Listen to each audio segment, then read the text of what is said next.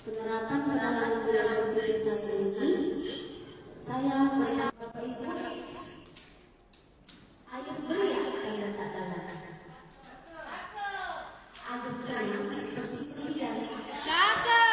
Izinkan saya mengucapkan salam untuk Bapak Ibu hebat sekalian. Assalamualaikum warahmatullahi wabarakatuh.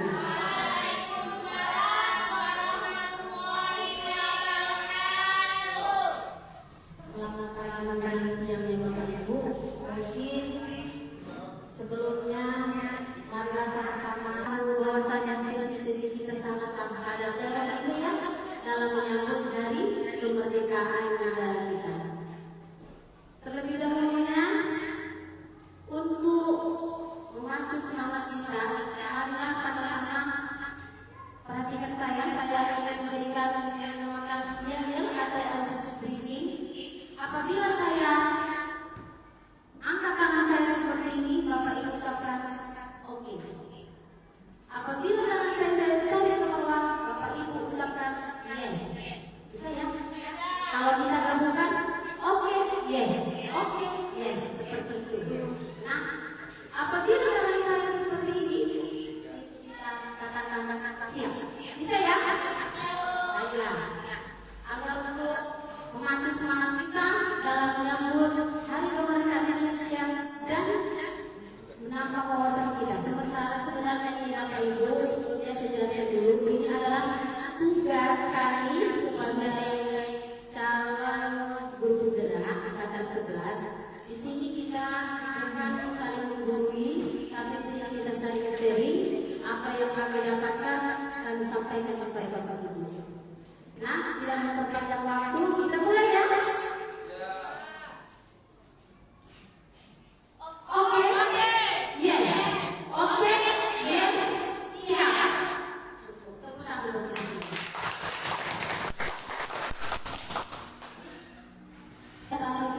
Selamat di program guru penggerak sampai saat ini sudah memasuki modul 1.4, yaitu mengenai budaya positif.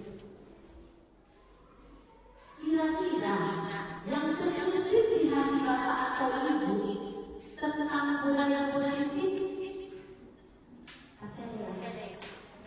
Senang saya apa yang terbesit di hati Bapak mengenai budaya positif? Mungkin ini sudah bahasa tidak lagi ya, sering terjadi. Boleh saya ingin mendengar dulu dari Bapak Ibu bersatu-bersatu Ibu Irani. Terima kasih kepada Ibu Haji calon guru penggerak angkatan 11 saya. Budaya positif itu adalah sesuatu hal yang ingin diciptakan, budaya lain diciptakan dalam sekolah aja bisa menyampaikan setiap hari, bisa membuat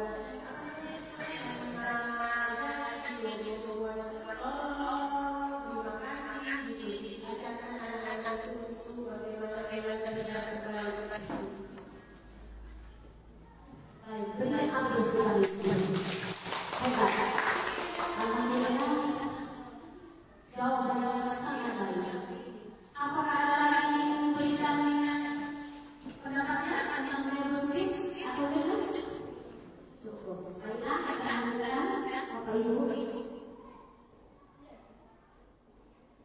Pada kesempatan ini saya akan memaparkan konsep yang sudah saya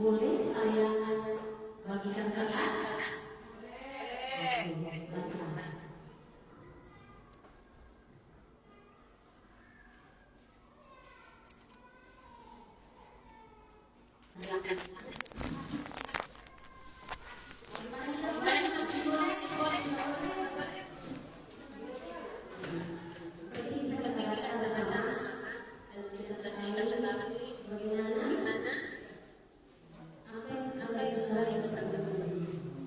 Boleh ya saya baca dulu ya, yang ada ya. Pak Louis silakan. Tidak apa-apa.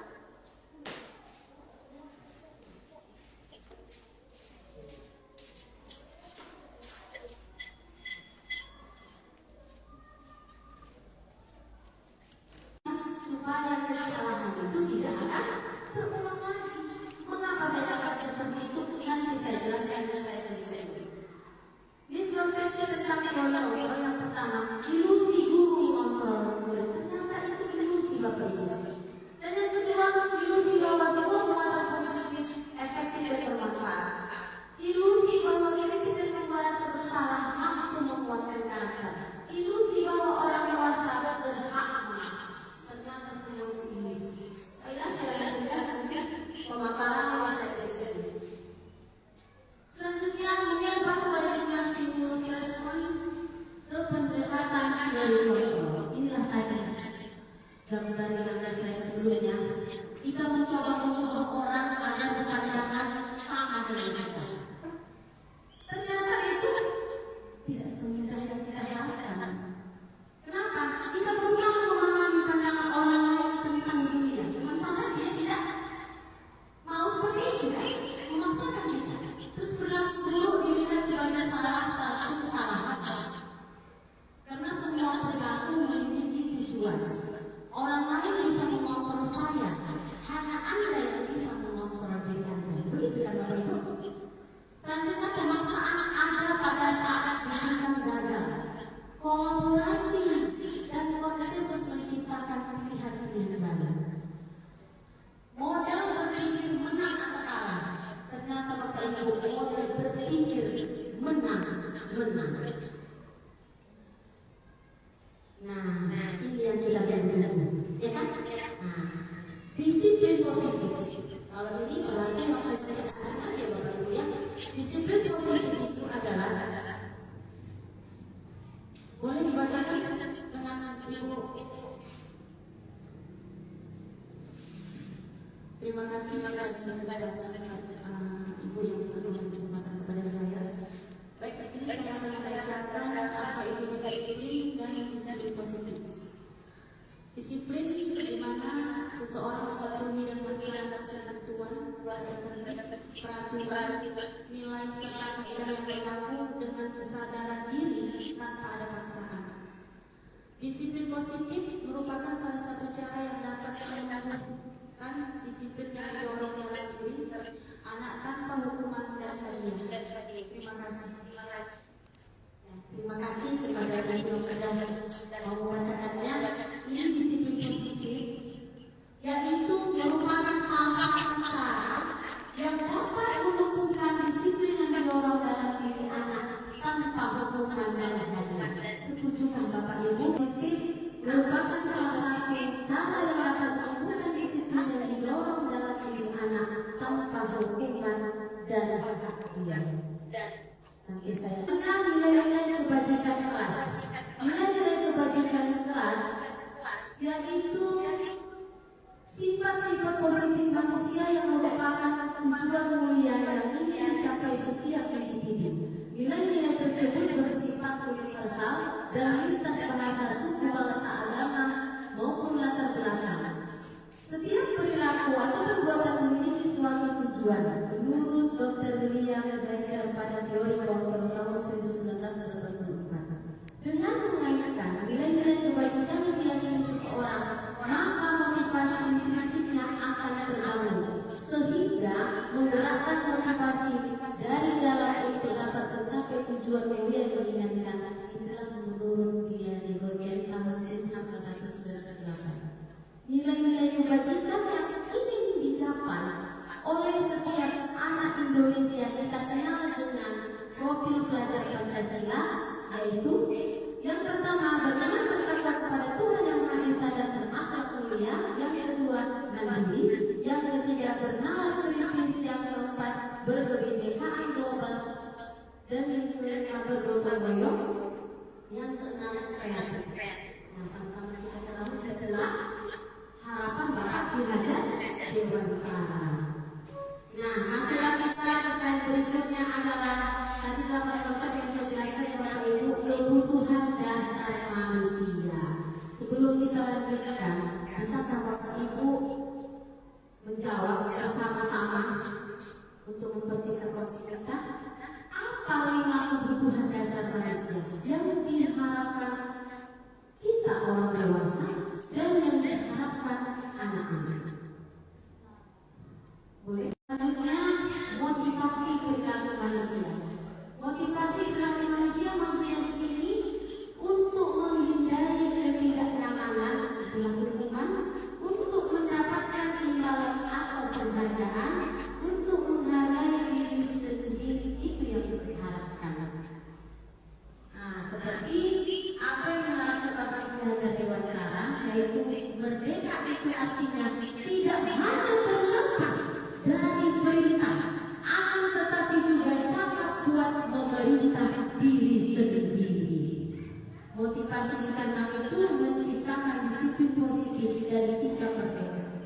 Contoh, saya dari dulu, kalau saya menerapkan peraturan itu kepada anak-anak itu terakhir ujung-ujungnya terpaksa ya Bapak Ibu. Ternyata itu salah. Jadi motivasi perilaku manusia itu bagaimana? Bagaimana caranya dia berperilaku untuk menghargai dirinya sendiri. Itulah nanti saya kasih contoh ya Bapak Ibu.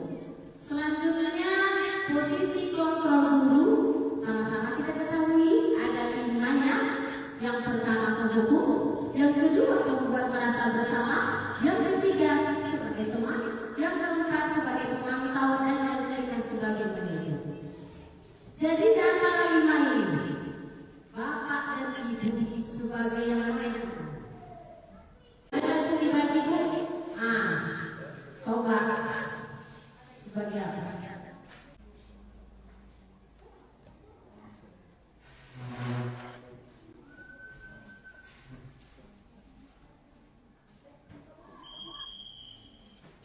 Ya, di sini saya lihat ada sebagai teman, ada sebagai pemantau. Hukum tidak ada yang alhamdulillah.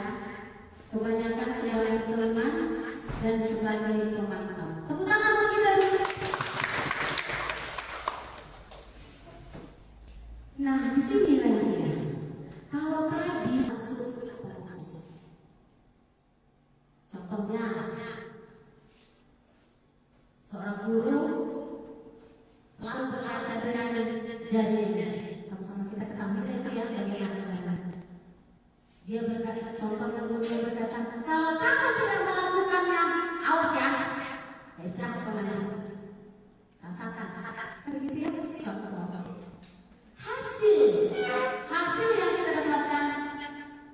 Jadi itu memberontak anak itu dan menyalahkan kok berbohong. Ya kan? Di situ ternyata kita membuat anak itu berbohong. Karena tadi kita seperti itu. Terus kaitannya dengan dunia berkualitas di luar sana, murid meletakkan guru di luar dunia berkualitas. Takut dia jadi sama guru tadi. Muridnya berkata, biarin aja. Itu kenapa? Karena sering terjadi kan? Hukum lagi kok, besok hukum lagi kok, atau besok istirahat kok, kan gitu kan? Nah, apa katanya? Biarkan aja, nanti juga marah-marah lagi. Katanya gitu Bapak Ibu. Jadi dampaknya pada murid terulang lagi kesalahannya. Besok juga dia nggak apa-apa. Tadi kan istirahat, aku makan dulu lah, biar nanti nggak sakit perut. Itulah tadi karakter sebagai seorang guru.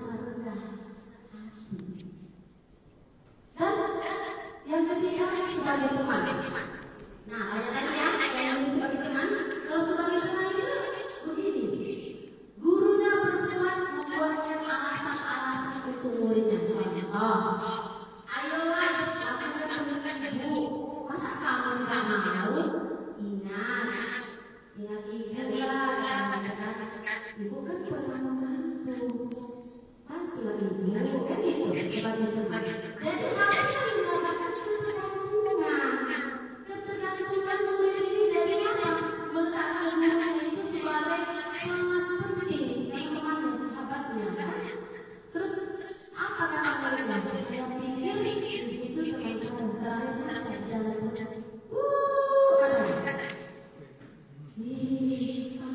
apa dulu waktu kecil untuk sekolah saya ya PPS saya itu nama saya terus saya suara ustaz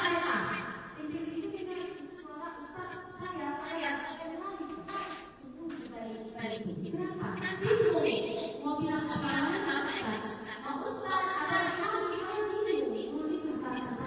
itu kata saya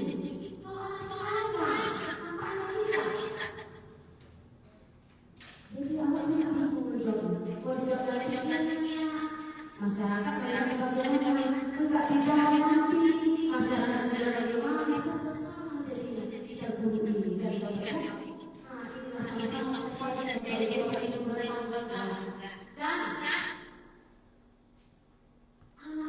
itu akan lemah tidak mengharapkan yang selanjutnya sebagai pemantau ada tadi ya, pemantau itu menghitung dan mengukur. Guru itu berkata contohnya begini, apa peraturannya? Dikit-dikit apa peraturannya? Peraturannya bisa dibahas hasil yang kita dapatkan menyesuaikan diri bila diawasi. Sama kayak kita sekolah di kepala kita saya kan. Jadi murid meletakkan dulu peraturan dan hukum dunia berkualitas. Terus murid berkata, berapa banyak bintang yang harus saya peroleh, berapa halaman yang harus saya tulis. Itulah kebiasaan. Kenapa karena sampai bawah gitu dan cara itu mendidik perhatian pada saksi atau hadiah.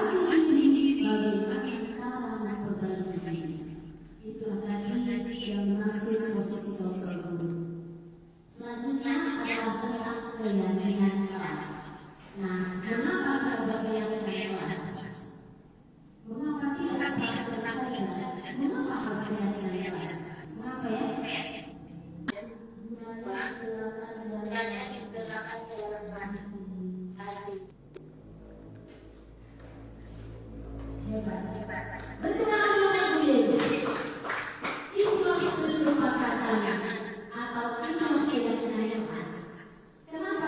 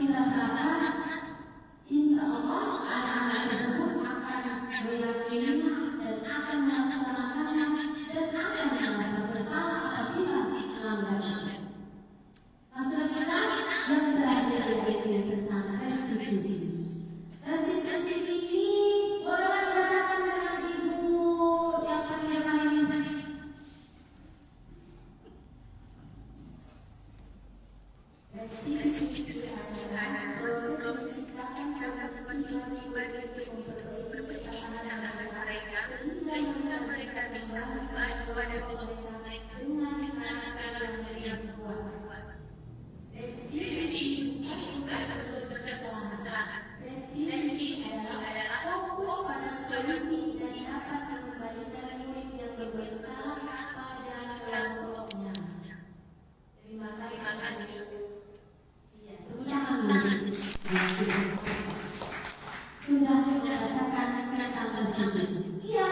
Maksudnya bagaimana? Ini segitiga restitusi. Apabila ingin menyelesaikan suatu masalah atau mendapatkan suatu masalah dalam kelas kita, biasakanlah menggunakan segitiga restitusi. Yang pertama, menstabilkan identitas. Yang kedua, validasi kebutuhan kesalahan, yang kesalahan saya, dan yang ketiga, menanyakan keyakinan. Itulah keyakinan yang sudah disepakati. Apa itu menstabilkan identitas? Yaitu berdasarkan prinsip membuat kesalahan adalah bagian dari proses pembelajaran, menggeser identitas gagal ke identitas sukses.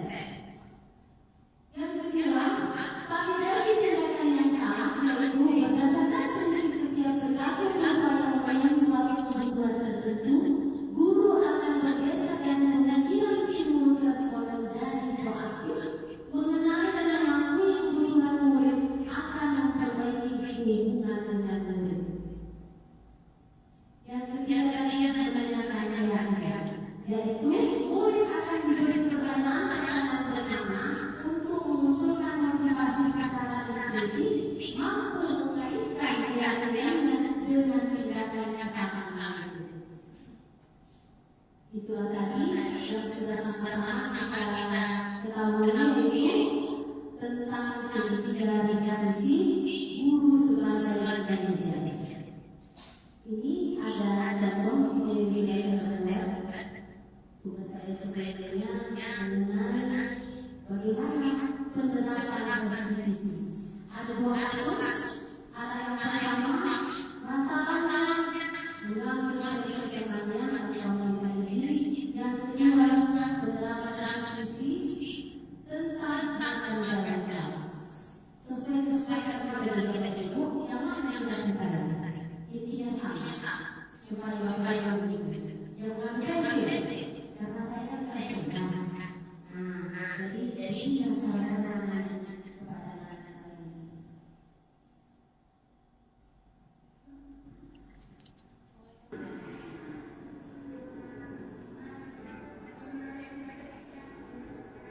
Tadi sekarang validasi tindakan yang salah. Tanpa kita yang menggunakan.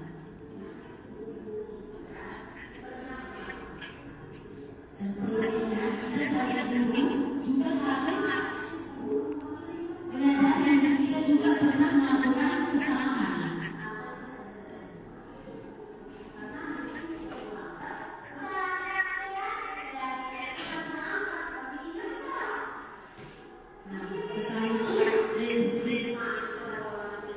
Restitusi tadi kita mengenai keyakinan seperti diri jika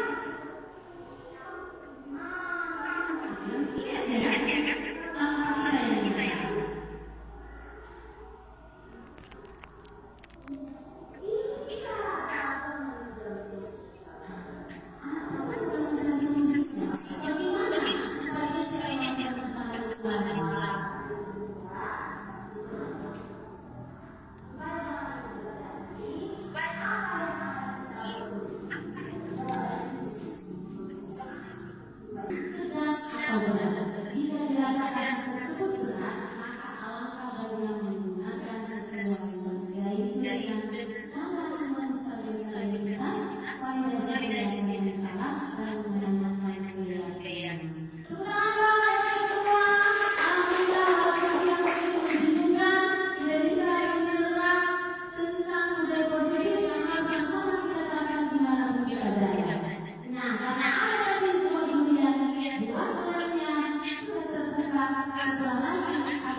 Tentang refleksi. Marilah Bapak Ibu, saya ingin mengetahui sikap dari A sampai Z, dari buku sampai ini akan menuju apa refleksi yang Bapak Ibu lakukan pada program kita kali ini. Saya mau jawab sebelum ini. Silakan, siapa yang menyampaikan? Selama kita bukan yang sudah Bapak Ibu dapatkan dari penyampaian yang dia tadi.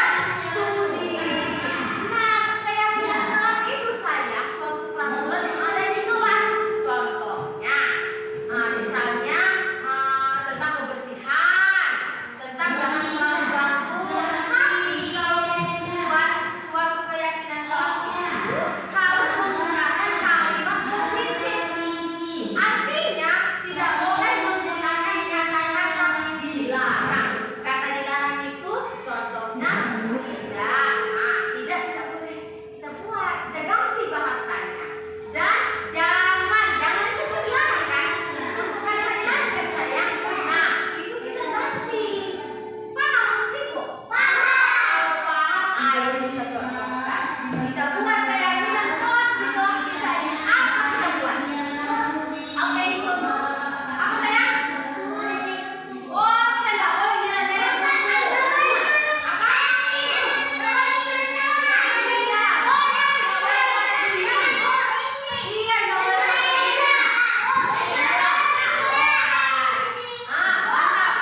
Apa sayang? Nggak boleh mencontek, iya.